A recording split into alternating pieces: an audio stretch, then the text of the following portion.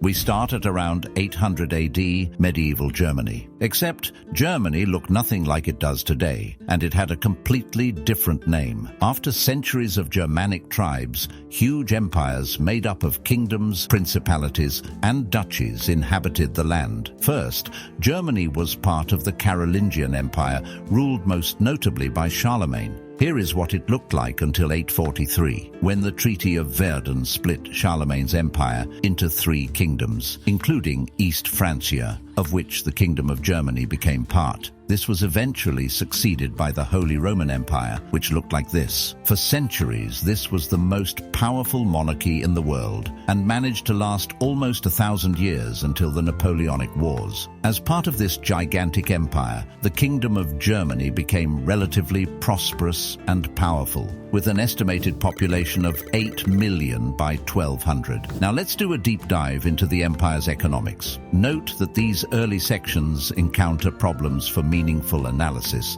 As the further back in time you go, the more difficult it is to find solid evidence of economic activities. But it is possible to answer many key questions for the time period. How did the country gain wealth? What was society's economic structure, and what theory did they go off? What did the everyday life of these people look like? As for every country at the time, agriculture was the backbone of medieval Germany's economy. The majority of the population was engaged in farming, cultivating various crops such as wheat, barley, oats, and rye, alongside livestock farming. There was no technology, no machines, no big companies, and very little labor efficiency. GDP hardly grew in this period. In fact, until the Industrial Revolution, this is what the GDP graph looked like for every country. You could call it economic stagnation, but this was just the normal lives of medieval people. No improvements or progression to society, mostly just farmers or soldiers focused on feeding their families. Unfortunately,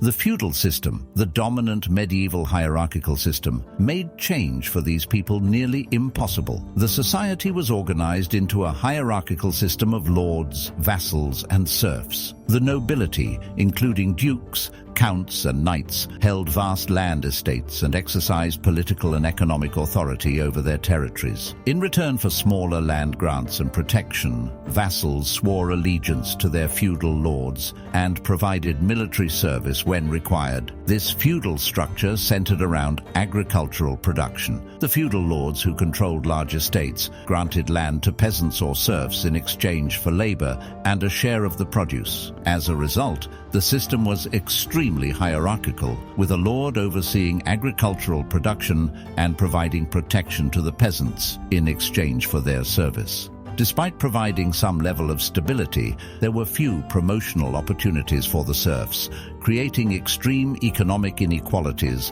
and non-existent social mobility. However, the system ultimately played a crucial role in sustaining agricultural production. This allowed for slow economic growth. Over centuries, the emergence of increasingly dense population centers led to the construction of towns and cities. Brick by brick, hotspots for trade grew, slowly merging the economy into a more recognizable free market economy. Industries started to become more diverse, with merchants, craftsmen, and artisans contributing to town growth. Guilds regulated production and trade within cities, ensuring quality standards and fair practices. Urbanization and domestic trade inevitably led to wider trade for the first time to foreign kingdoms. Trade routes, such as the Hanseatic League, birthed German cities and connected them with other European centers, allowing the exchange of goods such as textiles, metals, and luxury items. Cologne's location on the Rhine River placed it at the intersection of the major trade routes between East and West, as well as becoming a harbor and transport hub, essentially making it a capital city of sorts for economic growth. Lübeck, Hamburg, and Bremen also joined the Hanseatic League,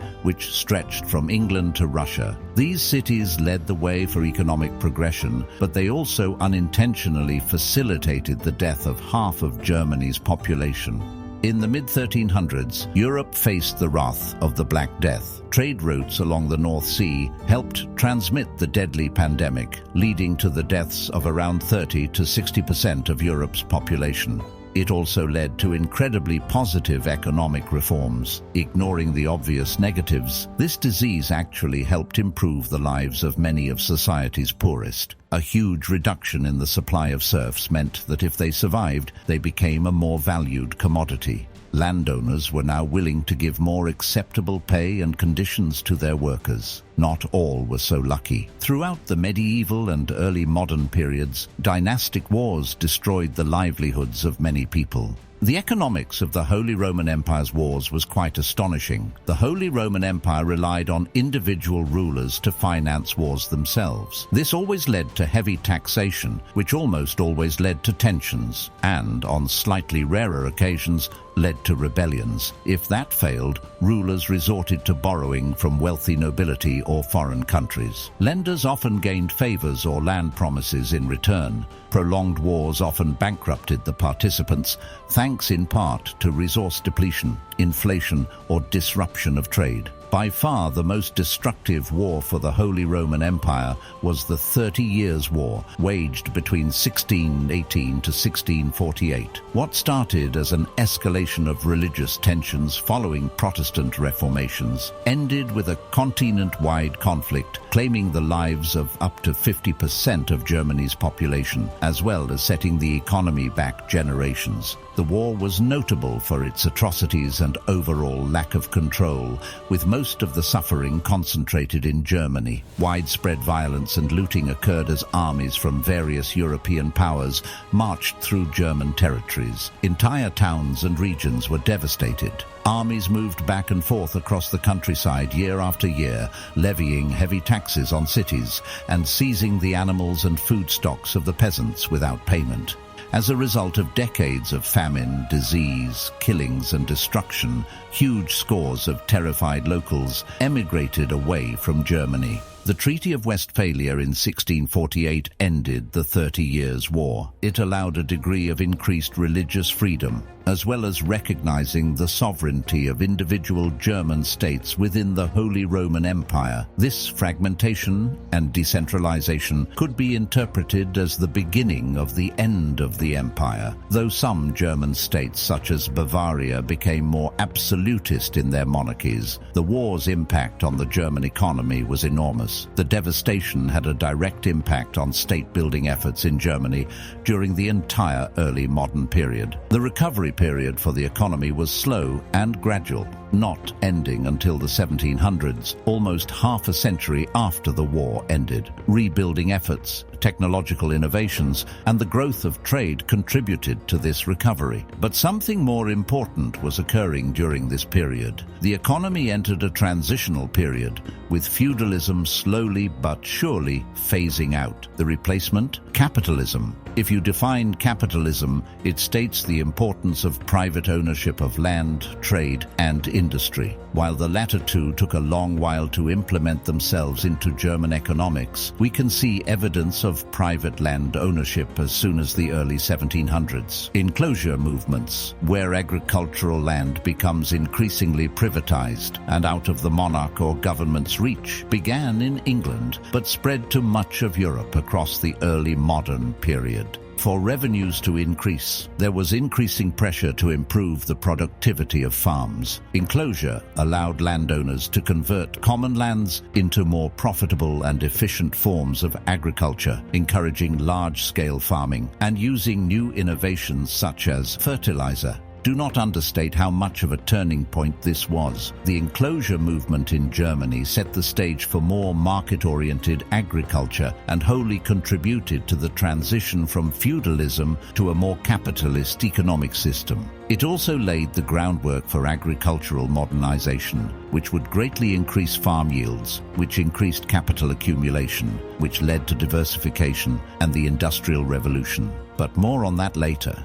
A huge turning point was currently occurring in European economics. For the first time, a proper economic school of thought was being developed by real economists to be tested by European governments. This was mercantilism. This was the dominant school of thought in the Renaissance and early modern period. To put it simply, mercantilism advocated for nations to maximize the accumulation of wealth by maximizing exports while minimizing imports. Adam Smith is perhaps the most infamous mercantilist, writing The Wealth of Nations in 1776. The theory is heavily based on trade with foreign entities, with the wealth of a nation equaling the value of its precious metals, such as gold and silver. Policies advocated the use of protective tariffs and trade barriers to shield domestic industries from foreign competition, aiming to reduce imports while keeping high domestic production. As long as sales remained high and purchases remained low, the theory assumed a country would get rich. This obviously would not work in our current world due to its globalized nature and the necessity for barrier-free trade, but it did gain huge traction in the early modern period. However, Germany was divided by this idea, with larger northern cities across trade routes actively participating more frequently than southern regions. Despite these new ideas encouraging the acquisition of overseas colonies to secure access to valuable resources and markets, the Holy Roman Empire did not embark on the exploration of the world during the Age of Discovery, nor did it establish a trading fleet, trading posts, or colonies during the subsequent era of colonialism. This was a huge loss of opportunity for the empire, while its rivals, Spain, Portugal, England, France, and the Netherlands surged ahead, claiming territories in the Americas and Africa, extracting valuable resources. Germany stagnated. A huge reason for this lack of action was due to the disintegration of the empire's political structure. It sleepwalked its way into becoming a decentralized political system comprising a loose collection of states and individual free cities. The absence of a unified economic policy and plan hindered its ability to embark on overseas colonization efforts. The empire's geography did not help either, with limited access to the sea due to its landlocked location. Despite this, overall trade still increased during the early modern period. A growing class of wealthy merchants took advantage of expanded overseas trade, especially with those countries that had more to sell. Following colonization, major cities began to build banks and financial institutions, facilitating investment, credit, and the growth of capital for businesses and individuals. Peasants' lives were also improving. Most of the agricultural workforce were serfs who were permanently bound to a chunk of land. However, in the early 19th century, these serfs were emancipated. The October Edict of 1807 abolished serfdom in Prussia, upgrading the status of peasants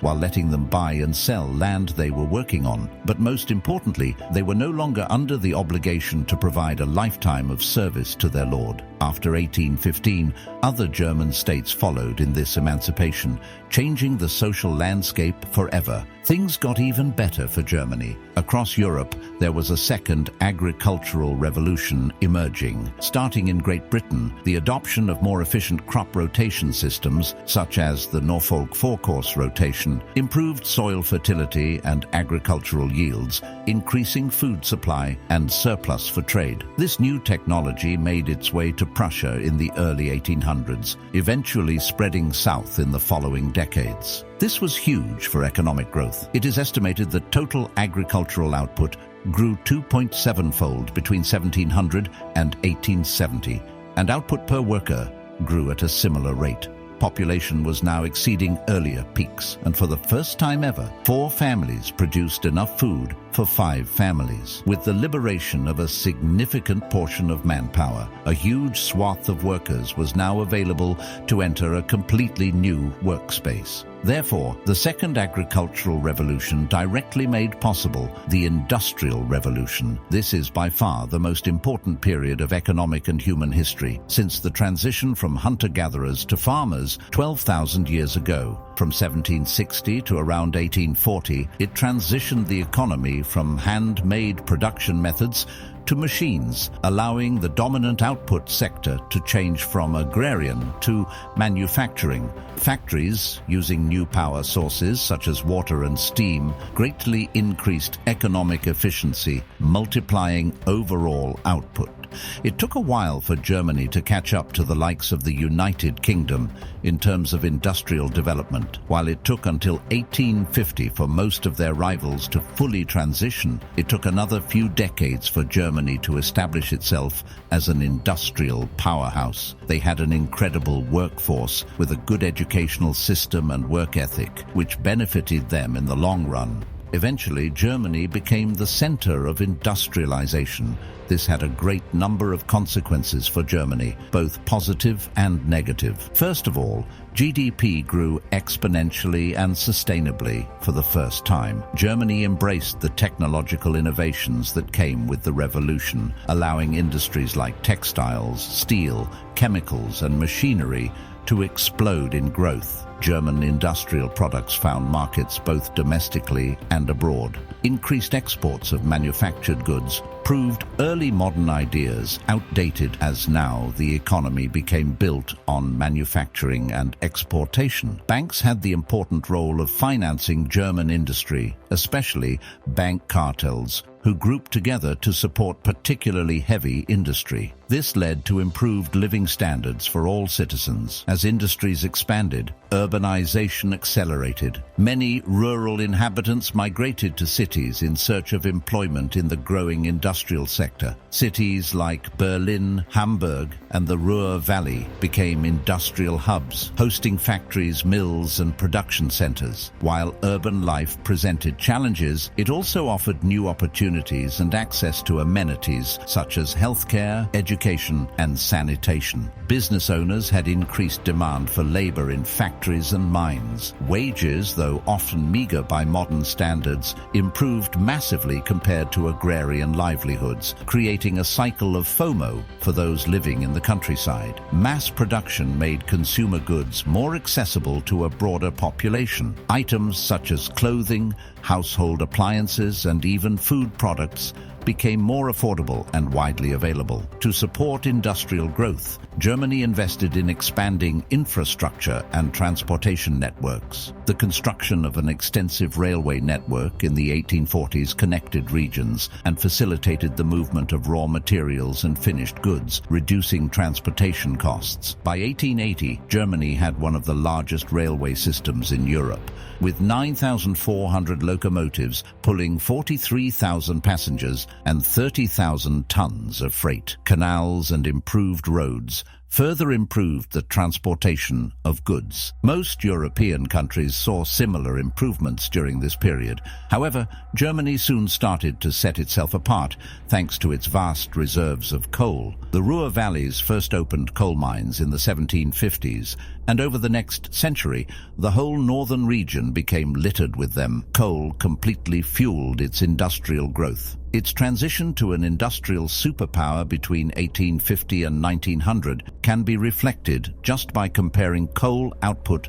over that period. The output for an average mine in 1850 was about 8,500 short tons. By 1900, this output had risen to 280,000. The use of coal was concentrated to vastly increase the production of steel and iron, which became central to the nation's economy, supporting sectors like machinery, shipbuilding, and construction. Soon, Germany became known for its engineering expertise. Also, the chemical industry, with companies such as Bayer, developed rapidly, producing dyes, fertilizers, and pharmaceuticals. By 1914, Germany had a complete monopolization of the global chemicals market, with a 90% worldwide share. Despite all these positives, despite unprecedented increases in life expectancy and living standards, despite population growth, despite the economic explosion, wage increases, and money pouring in, many argue that the Industrial Revolution brought with it irreversible social changes that forever altered the human existence, not for the better,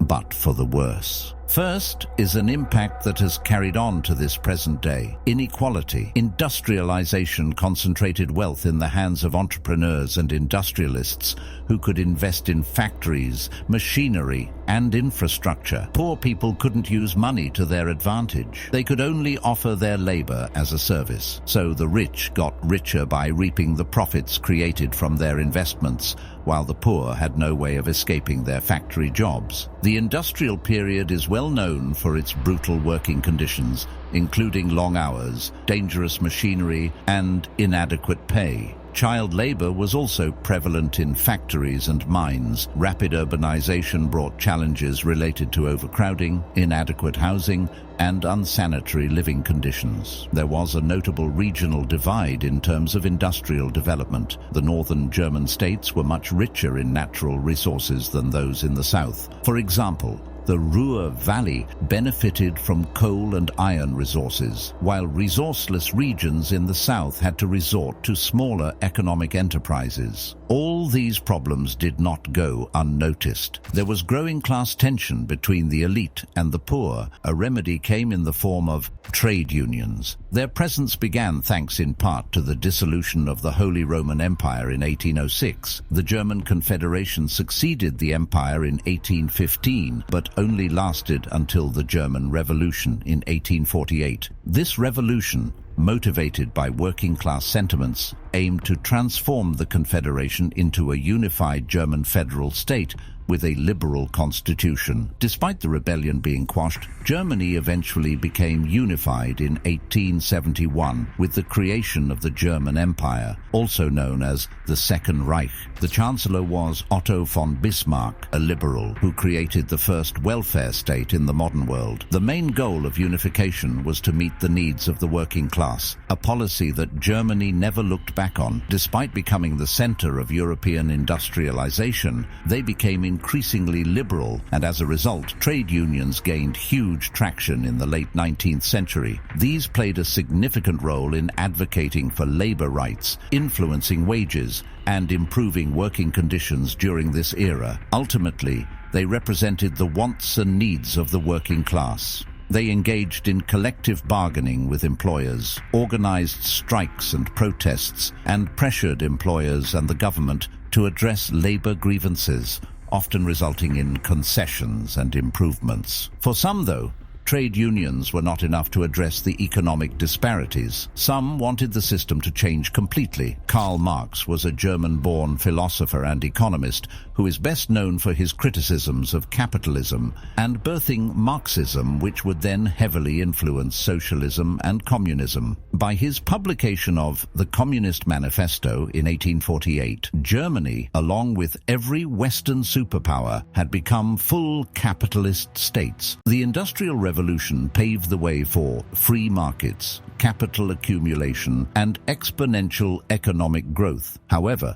it also led to extreme wealth inequalities, which became the focus of Marx's ideology. He argued that capitalism as a mode of production inherently exploited the working class, resulting in economic inequality and social injustice. Marx saw that capitalism was marked by the private ownership of the means of production, such as factories and machinery, which allowed the capitalist class, bourgeoisie, to extract surplus value from the labor of the working class, proletariat.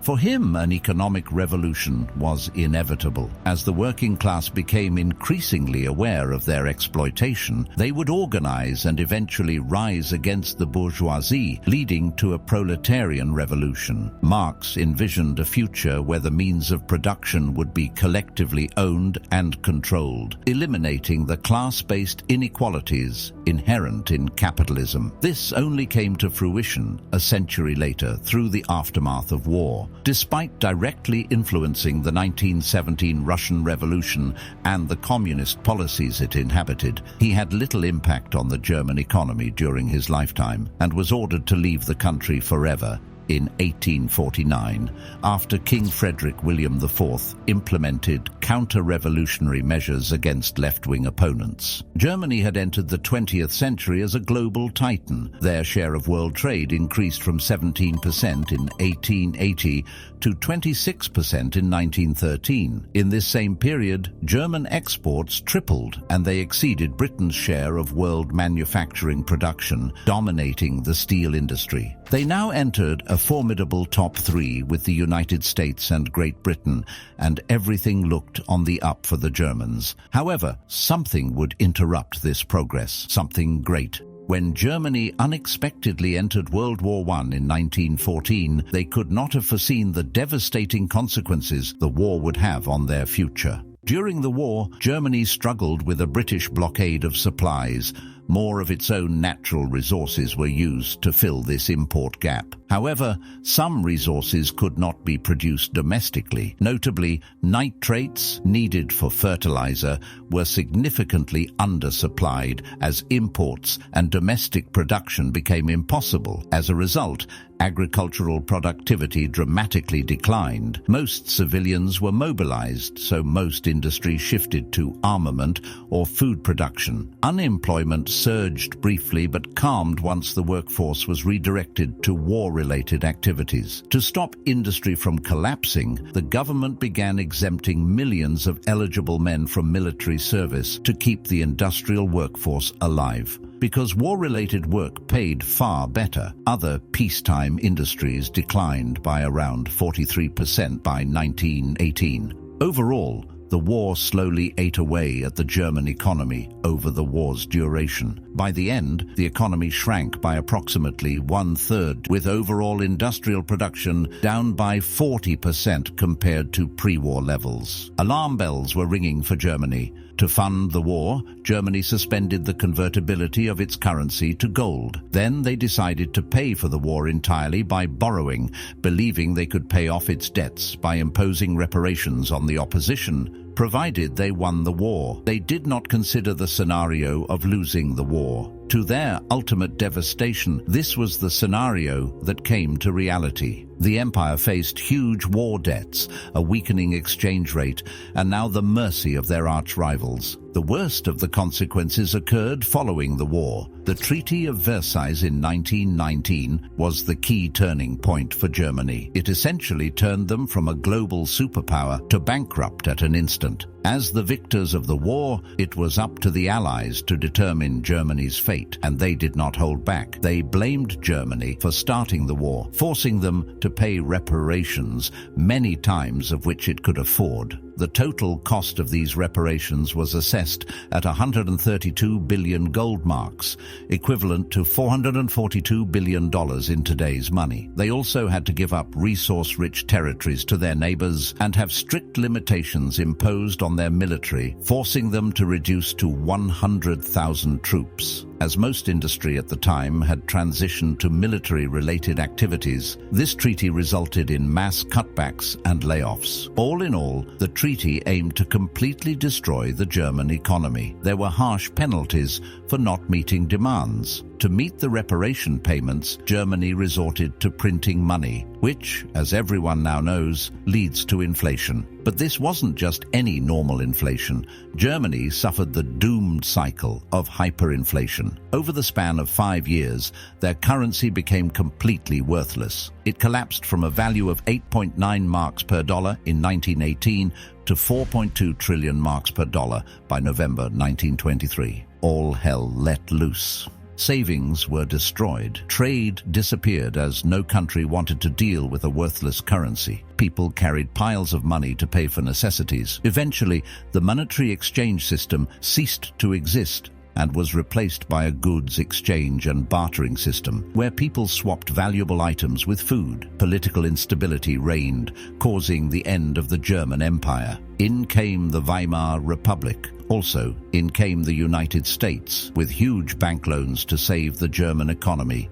This rescue meant the 1920s were relatively prosperous for Germany, which saw a recovery in GDP growth and a doubling of exports between 1924 and 1929. But it was now clear that the United States was the top dog in global economics, Unfortunately, when one country dominates the globe in such a way, their catastrophes are shared with the rest of the world. This is what happened in 1929 with the Great Depression. This was the longest and deepest recession seen since the beginning of capitalism. Starting in the USA with the Black Thursday stock market crash, devastation spread around the world, causing worldwide GDP to fall 15% between 1929 and 1932. Personal income fell, as did prices, tax revenues, and profits. International trade fell 50%, and unemployment soared in Germany, particularly in major cities, to upwards of 30%. Germany was among the countries most severely affected by the Great Depression because its recovery and rationalization of major industries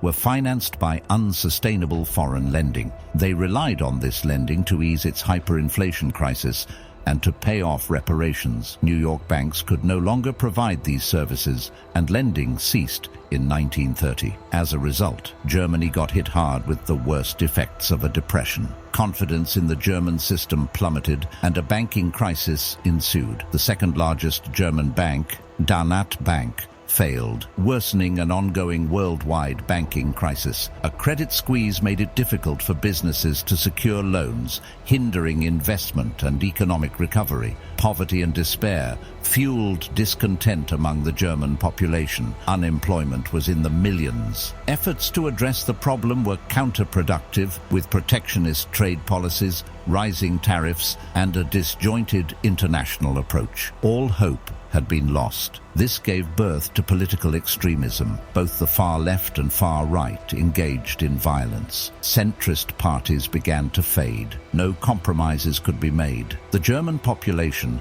through years of economic hardship, became vulnerable to extreme views. They had to take their anger out somewhere. They needed something or someone to blame. But most importantly, they needed a savior. In steps Adolf Hitler and the National Socialist Party, better known, the Nazis. In 1933, the Nazi Party came to power with the immediate goal of turning the economy around. Despite not having proper economic theory embedded in their fascist ideology, Hitler began privatizing a huge portion of state-owned industries. He used a mix of state ownership and free market policies, seeming to make decisions spontaneously as he went along. This is reflected in his view of business. He did emphasize the importance of entrepreneurship and risk-taking, but only encouraged large businesses and cartels. Small businesses were effectively banned. In 1937, all corporations with a capital of under $40,000 were dissolved. Social welfare was viewed unfavorably, using social Darwinist arguments that the weak and unfit should perish. Trade unions were banned, replaced by the Nazi-controlled German Labour Front, and strikes were outlawed. So in some areas, they encouraged economic freedom. In other areas, they ruled with extreme authoritarianism. The Nazis completely overhauled the approach of government expenditure. The regime undertook extensive public works projects, including the Autobahn, a network of motorways, and a massive secret rearmament program, forming the Wehrmacht army. To finance this, they introduced the concept of deficit spending, which involved spending way beyond its immediate revenue capacity. They invented MEFO bills, which allowed the government to finance capital projects without their costs appearing in the federal budget, which was instrumental in concealing the true extent of the rearmament efforts that were already underway. The Treaty of Versailles had forbidden rearmament, but the Nazis had broken every rule and instead focused almost the entirety of their budget on military expansion. They built a secret air force, navy, and increased army conscription to 300,000 by 1937. Keep in mind that the Versailles limit was 100,000. The Nazis believed in war as the primary engine of human progress and argued that the purpose of a country's economy should be to enable that country to fight and win wars of expansion. A key policy was Lebensraum, or living space. They saw the lands in the east as rightfully theirs, so preparations were made to take them. Military production took precedence over civilian investment, dwarfing the latter in scale and scope. The enormous military buildup was financed to a large extent through deficit spending, including MEFO bills. Between 1933 and 1939, the total revenue of the German government amounted to 62 billion marks, whereas government expenditure exceeded 101 billion marks. By 1944, 75% of all government spending was focused on the military. In 1932, this was only 1%. It is clear they ran a huge deficit to plan for war. But did this promote economic growth? And how would this be financed? First, GDP did grow handsomely by a huge 55% between 1933 and 1937. This was mainly due to it running at maximum capacity while entering a post-depression recovery. Unemployment was virtually non-existent, thanks to labor being heavily concentrated in the military-industrial complex. However, this growth was not reflected in the average citizen's paycheck. Real wages dropped around 25% between 1933 and 1938, mainly due to consistent inflation caused by the unprecedented levels of government spending, which was financed with debt. By early 1939, the Reichsbank was entering a crisis. Inflation was rampant and debt was becoming unsustainable. For years, they had been frantically borrowing and printing money to fund the military. One of the underlying assumptions behind the program was the expectation that territorial expansion would provide the means to repay the mounting national debt. The Nazi leadership believed that conquered nations in Eastern Europe, particularly the Soviet Union, would yield vast wealth and resources. With a dangerous debt cycle incoming and pressure mounting, Hitler decided to finally make use of all that public spending. World War II started on the 1st of September 1939, when Germany conquered its first area of living space, Poland. While successful, it became clear that plundering occupied lands did not provide the financial windfall the regime had envisioned. Once a new territory was annexed, they were forced to sell raw materials to Germany at extremely low prices. 2/3 of all French trains in 1941 were used to transport goods to Germany. Everything of value was plundered, particularly the wealth of Jewish citizens. But for the most part, they found it difficult to make use of the living space it conquered. For example, the Soviet Union had a scorched earth policy where they destroyed any land lost to the Germans, rendering it useless. The destruction caused by war caused agricultural chains to collapse, severely reducing food harvests. In addition, Britain enforced a blockade of supplies which blocked German access to markets such as cotton and petroleum. Fuel was in constant low supply throughout the war. Neutral countries such as Sweden, Spain, and Switzerland were relied upon to provide materials such as iron ore and tungsten. Struggling to meet demands, the Nazis used forced labor to their advantage. A network of concentration camps across German-occupied territories fully exploited prisoners' work, with grim conditions often leading to their deaths. By 1944, slave labor accounted for a significant portion of Germany's workforce. The proportion of military spending in the German economy grew rapidly after 1942, and by late 1944, nearly the entire German economy was dedicated to military production.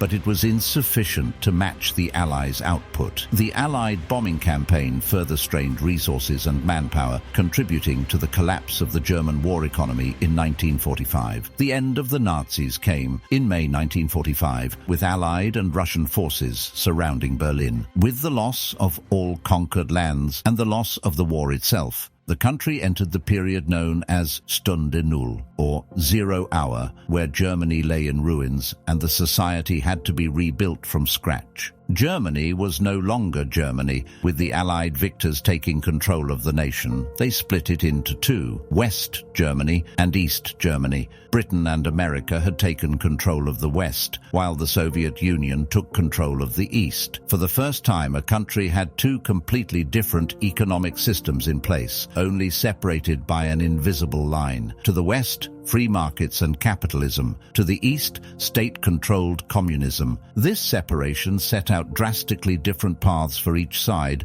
for the remainder of the century. The immediate aftermath of the war brought significant hardships to the German people. Millions of forced laborers left for their own countries, while millions of Germans from the East moved into camps. In the western zones of Germany, farm production declined, and food supplies from Eastern Germany were cut off. Additionally, Additionally, the extraction of food from conquered lands ceased, causing a severe shortage. Inflation remained high, and the standard of living plummeted to levels not seen in a century. Each rival took reparations. The Soviets demanded 23% of East Germany's GDP. This was not quite on the same scale as the First World War, but still enough to delay recovery. German industry was going through a dismantling process. The initial level of industry plan, signed in 1946, aimed to reduce German heavy industry to 50% of its 1938 levels, resulting in the destruction of 1,500 manufacturing plants. A cap on German steel production was imposed, allowing only 25% of pre-war levels. Although Germany worried about a downward spiral akin to the aftermath of the First World War, some glimmers of hope were appearing. Economist Ludwig Erhard was instrumental in shaping a new German economy. He introduced significant reforms, including the abolition of the Reichsmark and the subsequent introduction of the Deutsche Mark in 1948. These currency changes were accompanied by the agreement to join the European coal and steel community, which eased some regulations and production restrictions. But the most important turning point came thanks to the United States, yet again. The Marshall Plan was launched in 1948 to aid the reconstruction of war-torn Europe. Germany was a major beneficiary of this plan. In total, the United States transferred $13 billion in economic recovery programs to Western European economies. That is the equivalent of $173 billion in 2023. These funds allowed West Germany to return quickly to its traditional pattern of industrial production with a strong export sector. Without the plan, agriculture would have played a larger role in the recovery period, which itself would have been longer. The dismantling of German industry quickly reversed. Most importantly for long-term prosperity, the plan encouraged economic integration and cooperation among European countries. Germany's participation in the European Recovery Program marked its reintegration into the international community, and trade boomed as a result. This began perhaps the first overwhelmingly positive period of German economic history since the turn of the century. This was their economic miracle era.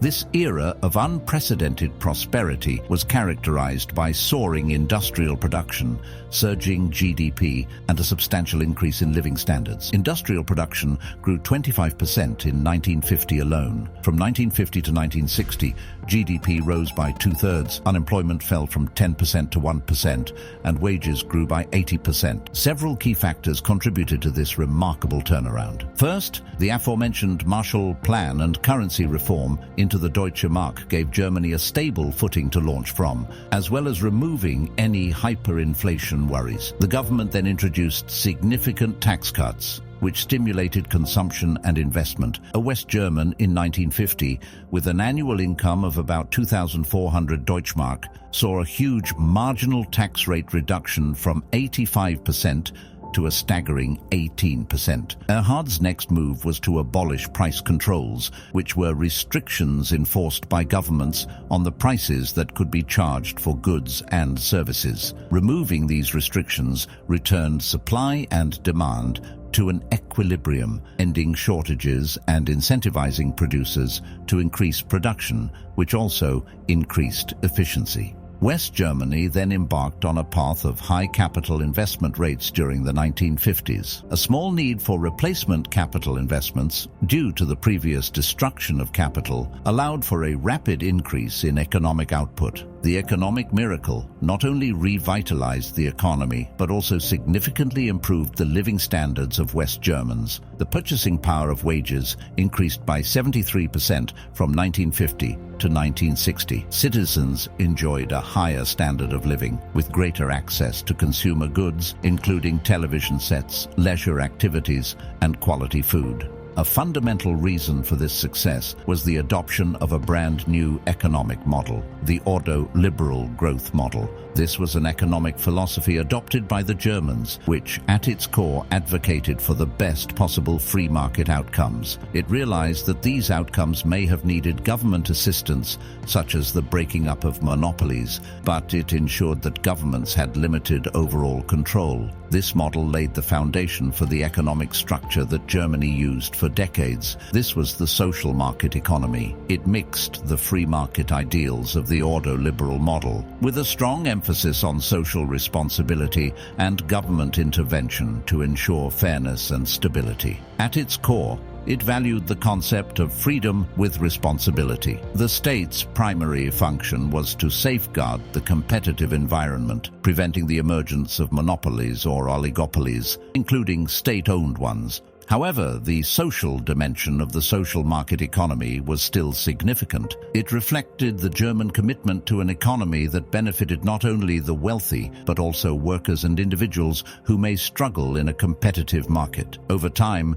the amount of government intervention in the economy evolved, leading to the development of an extensive social welfare system. Arguments over the balance between market and social have been ongoing ever since. But in the end, this system became the core reason for West Germany's economic success. Note how all these improvements only occurred in West Germany. While the East continued to stagnate under communism, the West thrived with its innovative capitalist policies. While large sums had been poured into West Germany by the United States, the Soviet Union not only put nothing into the Eastern economy, but actually took out large amounts in reparations and occupation costs. The East became mostly nationalized, with most industry becoming government-owned, while income inequality was officially minimized in the East. The state's tight control limited individual economic opportunities and freedoms. The trade market to the West had also been completely cut off. A lack of innovation,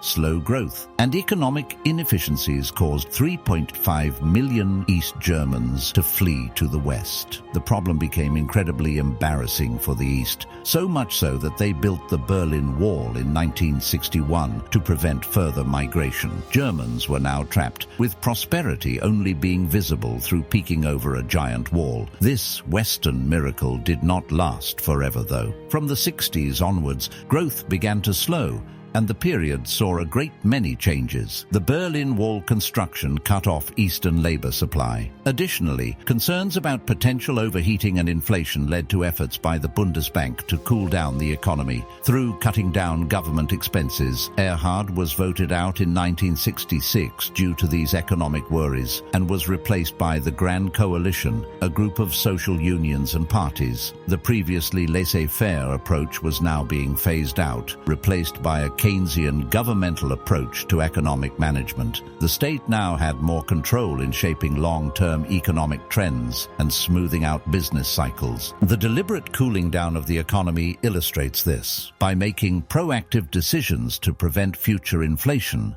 the economic cycle can peak and trough in the short run without endangering long-run health. The Bundestag passed the law for promoting stability and growth, known as the Magna Carta of medium-term economic management. This law aimed to strengthen the impact of fiscal policy, setting targets for currency stability, economic growth, employment levels, and trade balance. This is just another way the government aimed to use its powers to plan effectively for the future. In 1969, the social security system vastly expanded, with government costs in the sector increasing by 10% a year in the 1970s. It seems, though, that these increased government expenses backfired on its intent. When global markets entered a downturn in the early 70s, these programs limited fiscal flexibility, and Germany struggled to maintain growth. In 1975, GDP declined by 1.4% after worldwide surges in oil prices. The late 70s saw a return to form for Germany thanks to new Chancellor Helmut Schmidt, but the early 80s spelled disaster.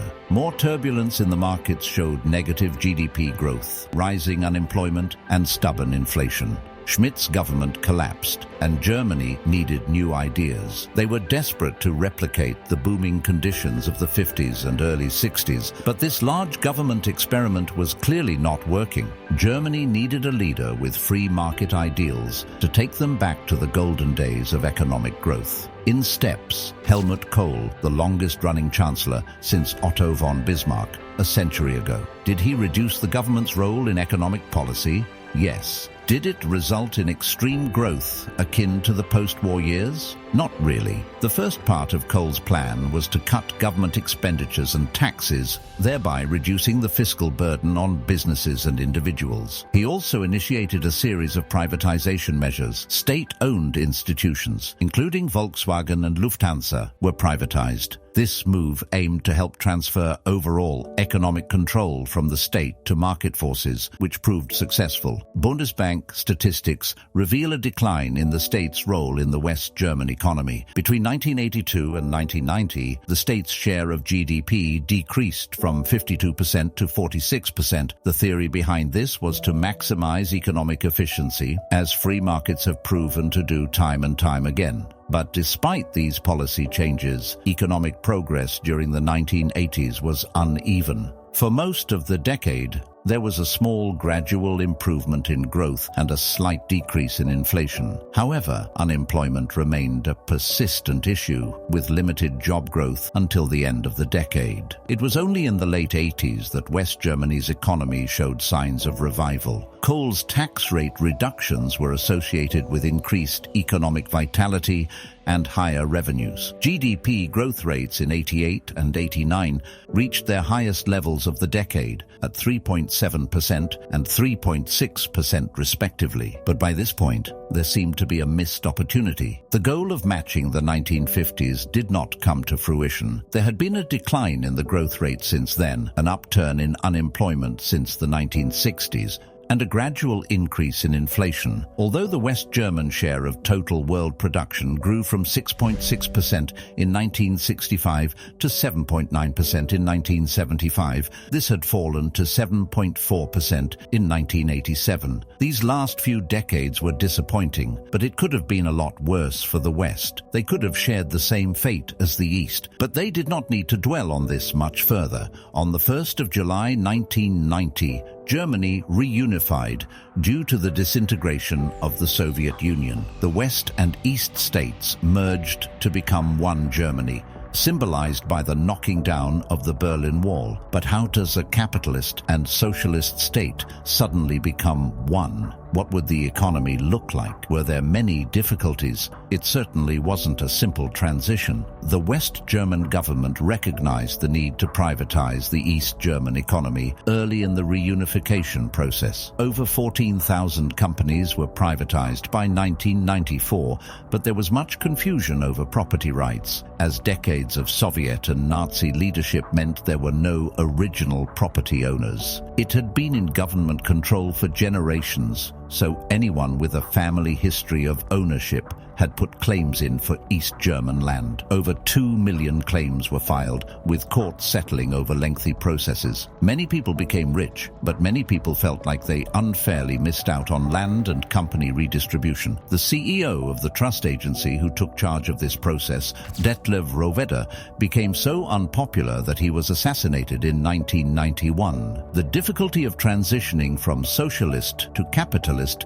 became further apparent by Eastern industrial production, which dropped 73% 2 years after reunification. East German production costs remained high, partly due to unfavorable conversion rates from the Eastern currency to the Deutsche Mark. Western German firms initially found it more cost-effective to expand production in the West rather than the East. Inadequate infrastructure and energy shortages posed additional challenges for investors. The slow improvement of telephone services, energy supply issues, and the need for a complete Autobahn motorway rebuild added to the problems in the East. High unemployment and lower labor productivity in the East also strained the welfare system. It's clear that West Germany had to pay a heavy price for the East to catch up in terms of productivity, employment and growth, Germany invested over 2 trillion marks in the rehabilitation of the former East Germany, helping it to transition to a market economy. Western German firms often acquired Eastern German companies, but investment in their rehabilitation lagged. The West continued to be a more attractive region for investment, just widening the wealth gap even further. Despite the challenges, Germany's GDP entered a brief boom, exhibiting quick growth, registering a rate of 4.6% in 1990, attributed to increased demand from the East. Momentum continued into 1991, with prices remaining stable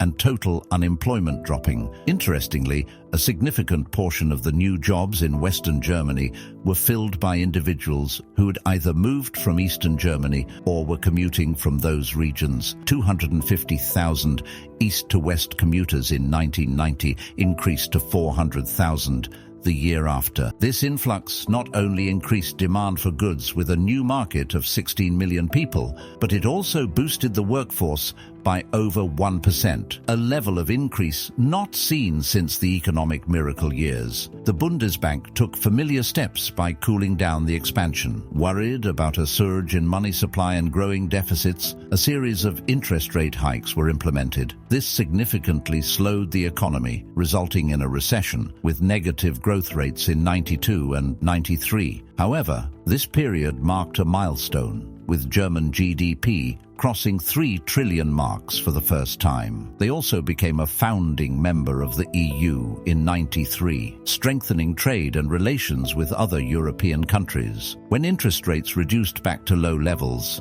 economic growth returned to normal, but the rest of the 90s were not known for its prosperity. Efforts to reintegrate the East had taken its toll. Unemployment in the eastern regions remained stubbornly high, constantly ranging from 10 to 15%, essentially dragging down the rest of the economy. By the 2000s, the German economic miracle had well and truly fizzled out. It turned out that incorporating a socialist state into a growing Western economy had long-term net negative effects. Despite consistent development in Western and Southern regions, the East continued to drag the whole country down. The mix of high unemployment and generous welfare benefits became counterproductive, preventing any real change to its fortunes. Germany now became ridiculed as the sick man of Europe. They suffered another recession in 2003.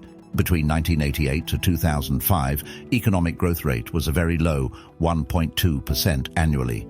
The new Chancellor, Angela Merkel, oversaw the financial crisis of 2008, resulting in a devastating recession the following year. GDP declined sharply, but the nation actually recovered fairly well. The 2010s saw a slight resurgence. While old industrial centers in the north faded in importance, the overall export sector remained incredibly strong. In 2011, Germany accounted for nearly 8% of all the world's exports. Half the German GDP was attributed to trade in the world markets, playing a crucial role in a positive decade for Germany. The 2020s have so far caused significant problems for Germany. First, the COVID pandemic closed the economy and caused a sharp but brief economic drop. Upon recovery, the Russian invasion of Ukraine caused an energy crisis in Europe, which hit Germany especially hard, mainly due to their reliance on Russian oil and gas imports. The following inflation crisis threatened to cause multiple disasters, including the near collapse of Deutsche Bank, which exposed alarming fragilities in the wider banking sector. Germany is currently reducing inflation through interest rate hikes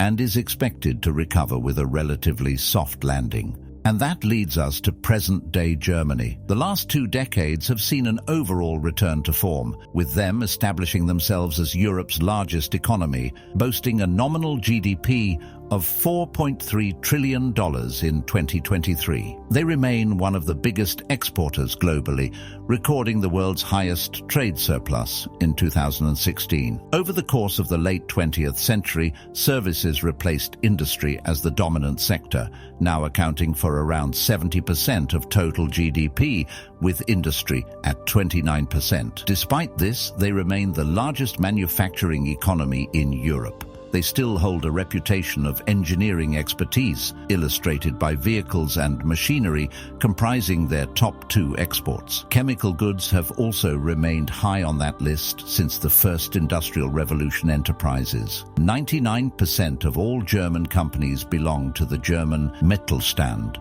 small and medium-sized enterprises, most of which are family-owned. Some notable German giants include Volkswagen, BMW, Bayer, and Allianz. It is argued whether these firms have a larger part to play than the government in terms of a sustainable economic future. In recent years, there has been a growing emphasis on corporate responsibility and the vital role that businesses can play in addressing environmental concerns. Many of these German companies have taken substantial steps towards sustainability, investing in cleaner technologies, reducing carbon footprints, and prioritizing ethical practices. Siemens, for instance, has committed to becoming carbon neutral by 2030, while Volkswagen has pledged to become a leader in electric mobility. While government policies and regulations will undoubtedly continue to set the framework for sustainability initiatives, the sheer scale and resources at the disposal of these corporate giants provide them with unique opportunities to drive change. They really are the future of Germany, whether you like it or not.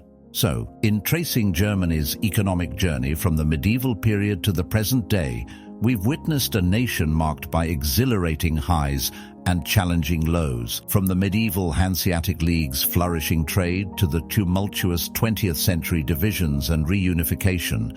Germany's economic history has been a combination of resilience, innovation, and adaptation. Despite enduring World War disasters, reparations, and countless rebuilds, Germany stands today as an economic powerhouse, renowned for its engineering excellence and strong social welfare. Their journey underscores the enduring spirit of a nation, constantly navigating turbulent waters, eventually emerging as a one-of-its-kind success story. Thank you for watching.